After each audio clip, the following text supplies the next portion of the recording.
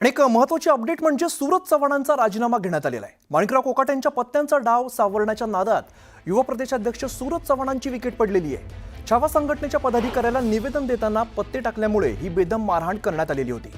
राष्ट्रवादीचे युवक प्रदेशाध्यक्ष सूरज चव्हाण आणि त्यांच्या कार्यकर्त्यांनी ही सगळी मारहाण केली आणि मारहाणीच्या घटनेनंतर सगळ्या स्तरातून टीकेची झोड उठलेली होती। आणि अशामध्येच पक्षाचे अध्यक्ष आणि उपमुख्यमंत्री अजित पवार यांनी चव्हाणांना राजीनामा देण्याचे आदेश दिलेले आहेत।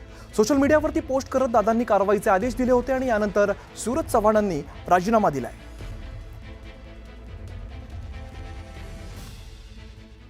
प्रणाली कापसे आमच्या प्रतिनिधी अधिकची माहिती देतात। प्रणाली, सूरज चव्हाण यांनी अखेर राजीनामा दिलेला आहे।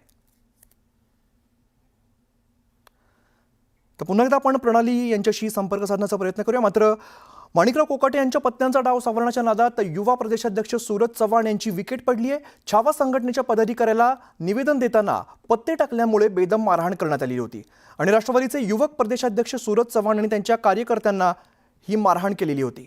प्रणाली कापसे आमच्या प्रतिनिधी अधिकची माहिती देतात। प्रणाली, सूरज चव्हाणांनी अखेर राजीनामा दिलेला आहे। आपण बघितलं अजित पवारांनी तसे आदेश दिले आणि त्यानंतर लगेचच राजीनामा आलेला आहे।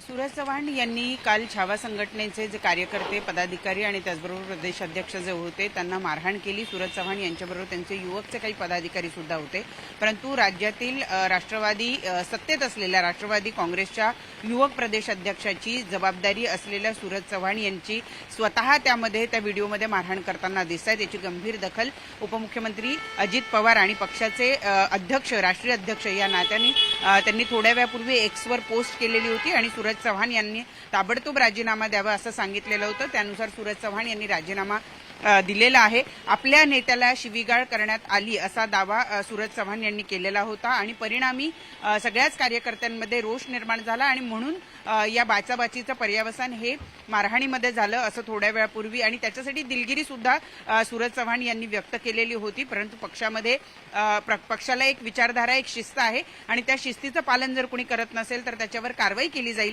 असं अजित पवार यांनी सांगितलेलं होतं आणि परिणामी आपण पाहतोय की राष्ट्रवादी युवक काँग्रेसचे प्रदेशाध्यक्ष सूरज चव्हाण यांना मारहाण केल्याप्रकरणी राजीनामा द्यावा लागलेला आहे। राष्ट्रीय अध्यक्ष अजित पवार यांच्या सांगण्यावरून त्यांनी ताबडतोबच हा राजीनामा दिला असल्याचं आपल्याला दिसून येत आहे। निश्चित प्रणाली, धन्यवाद या सगळ्या सविस्तर माहितीसाठी। लातूरमध्ये हे सगळं प्रकरण घडलं। अजित पवारांनी यानंतर राजीनाम्याचे आदेश दिले। खरं तर राज्यभरात अनेक ठिकाणी या विरोधामध्ये रोष व्यक्त करण्यात आलेला होता। अनेक छावाचे जे सगळे कार्यकर्ते आहेत त्यांनी रोष व्यक्त केला होता, अगदी निदर्शनं वगैरे केली होती। यानंतर अजित पवारांनी आदेश दिले आणि त्यानंतर सूरज चव्हाण यांचा राजीनामा घेण्यात आलेला आहे। छावा संघटनेच्या पदाधिकाऱ्यांना निवेदन देताना पत्ते टाकल्यामुळे बेदम मारहाण करण्यात आली आणि राष्ट्रवादीचे युवक प्रदेशाध्यक्ष सूरज चव्हाण आणि त्यांच्या कार्यकर्त्यांनी ही मारहाण केलेली होती। मारहाणीच्या घटनेनंतर अगदी सगळ्या स्तरातून टीकेची जोड उठली आणि अशामध्येच पक्षाचे अध्यक्ष आणि उपमुख्यमंत्री अजित पवारांनी चव्हाणांना राजीनामा देण्याचे आदेश दिले। त्यानंतर दरम्यान रोहिणी खडसे काय म्हणतात ते आपण एकदा बघूया। लातूर येथील काल झालेल्या प्रकरणामध्ये सूरज चव्हाणांचा राजीनामा घेण्याचा अजितदादांनी निर्णय घेतलेला आहे, जो अतिशय स्वागतार्ह आहे।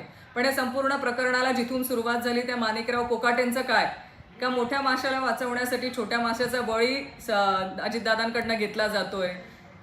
त्या माणिकराव कोकाटेंनी ज्या महाराष्ट्रातल्या प्रत्येक शेतकरी बांधवांचा अपमान केलेला आहे, त्या माणिकराव कोकाटेंचा तुम्ही राजीनामा घेण्याचा मोठा पण दाखवणार आहात का अजितदादा?